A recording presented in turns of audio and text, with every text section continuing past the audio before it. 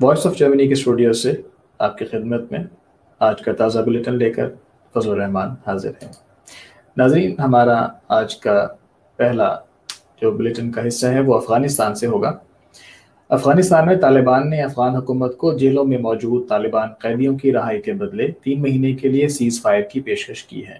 افغان حکومت کی جانب سے طالبان سے امن مذاکرات میں شامل نمائندہ نادر نادری نے رپورٹرز کو بتایا کہ طالبان نے تقریباً 7,000 قیدیوں کی رہائی کا مطالبہ کرتے ہوئے کہا ہے کہ طالبان کے اہم رہنماؤں کے نام اقوام متحدہ کی بلیک لسٹ سے بھی نکالے جائیں، تاہم یہ ایک بہت بڑا مطالبہ ہے۔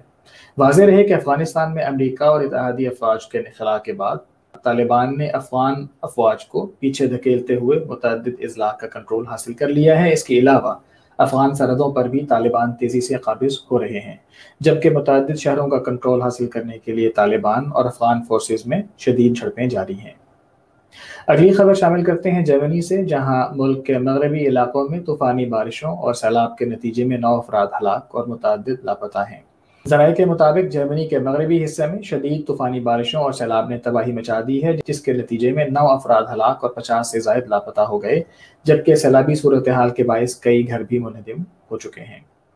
جرمن پولیس کے مطابق لاپتہ افراد کی تلاش کے لیے امدادی کارروائیاں جاری ہیں، جبکہ گھروں کی چھتوں پر اب بھی متعدد افراد موجود ہیں جنہیں ریسکیو کرنا باقی ہے۔ مواصلاتی اور سڑکوں کا نظام مکمل طور پر درہم برہم ہے، جبکہ سیلاب کی وجہ سے متعدد دیہاتوں کا رابطہ شہروں سے منقطع ہو چکا ہوا ہے۔ ناظرین، اگلی خبر مانچسٹر انگلینڈ سے ہے۔ اطلاعات کے مطابق شمالی برطانیہ سے پہلی بار کونسل لیڈر منتخب ہونے والی مسلم خاتون عروج شاہ کی گاڑی کو ان کے گھر کے باہر جان بوجھ کر آگ لگا دی گئی۔ آگ لگانے کے لیے آتش گیر مواد استعمال کیا گیا تھا، جس کی وجہ سے آگ تیزی سے بلند ہوئی اور شعلے پڑوسی کے گھر تک پہنچ گئے۔ فائر بریگیڈ کے عملے نے آگ پر قابو پا لیا، تاہم گاڑی بری طرح تباہ ہو گئی۔ پڑوسی گھر پر لگی آگ کو بھی بجھا دیا گیا۔ عروج شاہ اور اہل خانہ محفوظ ہیں۔ واقعے میں کسی شخص کے زخمی یا ہلاک ہونے کی اطلاع نہیں ہے۔ اولڈم پولیس نے مقدمہ درج کر کے تحقیقات کا آغاز کر دیا ہے۔ پولیس کا کہنا ہے کہ واقعے کے وقت اولڈم کونسل لیڈر عروج شاہ گھر میں ہی موجود تھیں۔ ایک 24 سالہ لڑکے کو شک کی بنیاد پر حراست میں لیا گیا ہے، جسے پوچھ گچھ جاری ہے۔ ناظرین، افغانستان سے اگلی خبر پھر لے کے چلتے ہیں کہ افغان سفیر کا کہنا ہے کہ اگر افغانستان کی طالبان کے ساتھ بات چیت ناکام ہو جاتی ہے تو ضرورت پڑنے پر وہ بھارت سے فوجی امداد طلب کر سکتا ہے۔ نئی دہلی میں افغان سفیر فرید مامنزئی نے ایک ٹی وی چینل سے بات چیت میں کہا کہ افغانستان میں اس وقت حالات بہت خراب ہو چکے ہیں، موجودہ حالات بہت ہی خوفناک بھی ہیں۔ حکومتی فورسز اس وقت ملک کے 376 اضلاع میں سے تقریباً 150 میں طالبان کے ساتھ برسر پیکار ہیں۔ اگر افغانستان کے طالبان کے ساتھ مذاکرات ناکام ہو جاتے ہیں تو وہ بھارت سے عسکری امداد طلب کر سکتا ہے۔ افغان سفیر نے واضح کیا کہ اس کا مطلب یہ نہیں کہ بھارتی فوجی افغانستان میں لڑائی کا حصہ بنے۔ امریکہ سمیت تمام بیرونی فورسز کے افغانستان سے نکلنے سے متعلق افغان سفیر نے کہا کہ ایسی صورت میں افغان فضائیہ کو بھارت کی مدد کی ضرورت ہوگی۔ بھارت نے پہلے ہی سے تقریباً 1 درجن ہیلی کاپٹرز فراہم کیے ہوئے ہیں، تاہم افغان پائلٹس کو ٹریننگ کی ضرورت ہوگی اور بھارت اپنے ملک میں افغان فوجیوں کو بہتر تربیت فراہم کر سکتا ہے۔ افغان سفیر نے کہا کہ بھارت نے متعدد دیگر تعمیراتی کاموں کے ساتھ ساتھ ہماری پارلیمان کے نئی عمارت کی تعمیر سمیت بڑے ڈیم بھی تعمیر کیے۔ بھارت نے افغان فوج کی تربیت کا انتظام کرنے کے ساتھ ہی ہمارے فوجیوں کو وظائف دے کر کافی مدد کی ہے۔ ناظرین، طالبان نے گزشتہ روز پاک افغان سرحد پر افغان فورسز کو شکست دے کر 20 سال بعد قبضہ کر لیا تھا اور افغان پرچم اتار کر اپنا سفید جھنڈا لہرا دیا تھا۔ اب افغان طالبان کی جانب سے دعویٰ کیا گیا ہے کہ ان چوکیوں سے قریب 3 ارب روپے پاکستانی کرنسی کے ملے ہیں۔ افغان طالبان کی جانب سے پیسے سے بھرے ہوئے ڈبوں اور بوریوں کی تصاویر بھی شیئر کی گئی ہیں۔ تفصیلات کے مطابق تجزیہ نگاروں کا یہ کہنا ہے کہ یہ رقم افغان اہلکار سمگلروں سے بطور رشوت وصول کرتے تھے، جبکہ این ڈی ایس یہ رقم پاکستان میں حملے کرانے کے لیے استعمال کرتی تھی۔ تفصیلات کے مطابق افغان ایجنسیاں پاکستان مخالف عناصر کی فرنچائز کے طور پر سرگرم ہیں۔ پاکستان میں تخریب کاری کے لیے یہ رقم استعمال کی جانی تھی۔ واضح رہے کہ گزشتہ روز طالبان ترجمان ذبیح اللہ مجاہد نے اپنے ایک بیان میں بتایا ہے کہ پاکستانی سرحد سے متصل افغان ضلع اسپن بولدک پر قبضے کے لیے حملہ کیا گیا، جس کے بعد پاکستان اور افغانستان کے مابین مرکزی گزرگاہ کا کنٹرول حاصل کر لیا گیا ہے۔ ترجمان طالبان کا کہنا ہے کہ طالبان نے 20 سال بعد افغانستان کی جانب سے باب دوستی کا کنٹرول دوبارہ حاصل کر لیا ہے۔ باب دوستی پر طالبان نے افغانستان کا قومی پرچم اتار دیا اور طالبان امارت اسلامی کا سفید پرچم لہرا دیا گیا ہے۔ ناظرین، اگلی خبر اسپین سے آپ کو دیتے ہیں۔ اسپین کے سیاحتی صوبہ کتالونیا میں رات کے وقت 12:30 بجے سرگرمیوں کو اختتام کرنے کا اعلان، جبکہ اسی وقت ریسٹورانٹس، بارز، ڈیلیوری سروس سمیت بند کرنے کے حوالے سے اقدامات کا جائزہ لیا جا رہا ہے۔ کابینہ اجلاس میں میٹنگ 10 افراد تک محدود کرنے کے حوالے سے اقدامات کیے جا رہے ہیں۔ یہ تمام پابندیاں 21 جون کو ختم کی گئی تھیں۔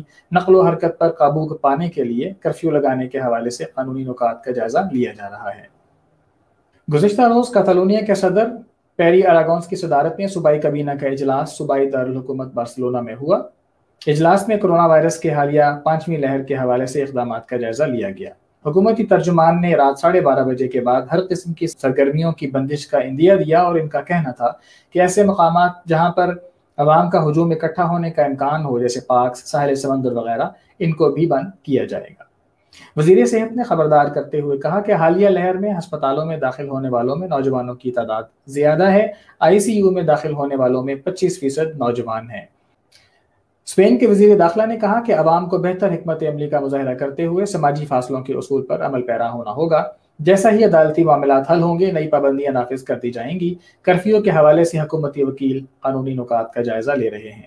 کتالونیا میں گزشتہ روز جاری کیے گئے اعداد و شمار کے مطابق پچھلے 24 گھنٹوں میں 6157 کیسز، جبکہ گزشتہ 3 دنوں میں 20,000 سے زائد افراد وائرس سے متاثر ہوئے ہیں۔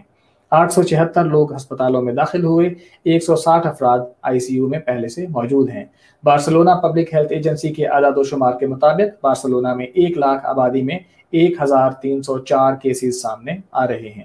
یاد رہے کہ جرمنی میں اس وقت پورے جرمنی کے تمام صوبوں میں 1 لاکھ افراد میں سے صرف 8 اور 10 افراد کے نئے سرے سے انفیکٹڈ ہونے کی شرح چل رہی ہے، اور یہاں آپ اگر اندازہ لگانا چاہیں، مقابلہ کرنا چاہیں، تو بارسلونا میں 1 لاکھ آبادی میں 1304 کیسز سامنے آ رہے ہیں۔ حالات آپ کے سامنے ہیں، بہرحال احتیاط مقدم ہے۔ ناظرین، آپ کو ہم پھر توجہ دلاتے چلیں کہ کورونا کے حوالے سے تمام SOPs پر مکمل خلوص نیت کے ساتھ عمل کیا جانا چاہیے۔ اگلی خبر کے لیے ہم آپ کو امریکہ لیے چلتے ہیں۔ ترجمان امریکی محکمہ خارجہ نیڈ پرائس نے کہا ہے کہ پاکستان اور امریکہ کے مفادات مشترک ہیں۔ دونوں ممالک محفوظ، پرامن اور مستحکم افغانستان چاہتے ہیں۔ افغان مسئلے پر عالمی برادری کو ساتھ ملانا ہوگا۔ امریکی محکمہ خارجہ کے ترجمان نیڈ پرائس کا میڈیا کو بریفنگ دیتے ہوئے کہنا تھا کہ پاکستان اور امریکہ کے انسداد دہشت گردی سے متعلق مفادات بھی مشترکہ ہیں۔ افغانستان کا مسئلہ امریکہ اکیلے حل نہیں کر سکتا۔ افغان امن عمل میں پاکستان کا کردار اہم ہے۔ نیڈ پرائس کا کہنا تھا کہ طاقت کے زور پر آنے والی حکومت کی کوئی اہمیت نہیں۔ انسانی حقوق کی پرواہ نہ کرنے والی حکومت کو عالمی حمایت نہیں ملے گی۔ پریس بریفنگ میں انہوں نے کہا کہ پاکستان طالبان کو مذاکرات کی میز پر لایا، امن عمل کو آگے بڑھانے میں پاکستان کے کردار کو سراہتے ہیں۔ پاکستان کے ساتھ کئی برس سے مشترکہ مفادات کے لیے کام کر رہے ہیں۔ زلمے خلیلزاد امن حوالے کے حوالے سے خطے میں موجود ہیں۔ ناظرین، خیال رہے کہ پاکستان کی سینٹ کی قائمہ کمیٹی برائے دفاع کو بریفنگ دیتے ہوئے پاکستان کے قومی سلامتی کے مشیر ڈاکٹر موحید یوسف نے کہا تھا کہ ایک نیا روڈ میپ تشکیل دیا جا رہا ہے تاکہ امریکہ کے ساتھ وسیع تر بنیادوں پر تعلقات قائم کیے جا سکیں۔ ڈاکٹر موحید یوسف کا کہنا تھا کہ پاکستان کی کوشش ہے کہ واشنگٹن سے تعلقات کا دائرہ افغانستان کی حدود سے آگے بڑھایا جائے۔ ہم دونوں ممالک کے درمیان علاقائی، معاشی، معاشرتی، دفاعی شعبے میں موسمیاتی تبدیلیوں، ویکسین کی تیاری، سرمایہ کاری، ٹریڈ اینڈ کامرس کے شعبوں میں تعلقات بڑھانے کی بات کر رہے ہیں۔ انہوں نے اس بات کا اظہار کیا کہ جلد ہی پاکستان اور امریکہ کے درمیان اعلیٰ سطحی مذاکرات ہوں گے۔ افغانستان کی صورتحال پر بات کرتے ہوئے ان کا کہنا تھا کہ طالبان پہلے کے مقابلے میں زیادہ مضبوط ہو چکے ہیں۔ انہوں نے کسی طاقت کا استعمال کیے بغیر کئی اضلاع پر اپنا قبضہ کر لیا ہے، جبکہ دیگر علاقوں میں بھی ان کی پیش قدمی جاری ہے۔ ناظرین، اگلی خبر آپ کو ترکی سے دیتے ہیں۔ ترکی نے افغان طالبان کے لیے ایک 2 ٹوک بیانیہ جاری کیا ہے۔ پاکستان میں تعینات ترک سفیر احسان مصطفیٰ یزدگل نے کہا ہے کہ ہمارا کوئی خفیہ ایجنڈا نہیں ہے۔ افغانستان میں ترکی کا جو بھی کردار ہوگا وہ وہاں کے عوام کے لیے ہی ہوگا۔ کابل ایئرپورٹ کی سیکیورٹی کے لیے امریکہ سے مذاکرات بھی جاری ہیں۔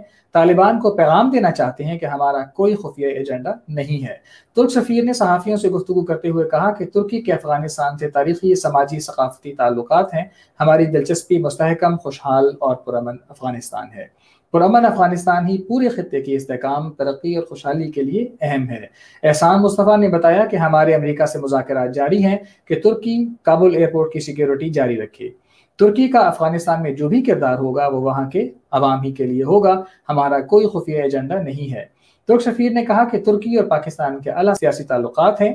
ترکی اور پاکستان دونوں افغانستان میں استحکام، امن اور خوشحالی چاہتے ہیں۔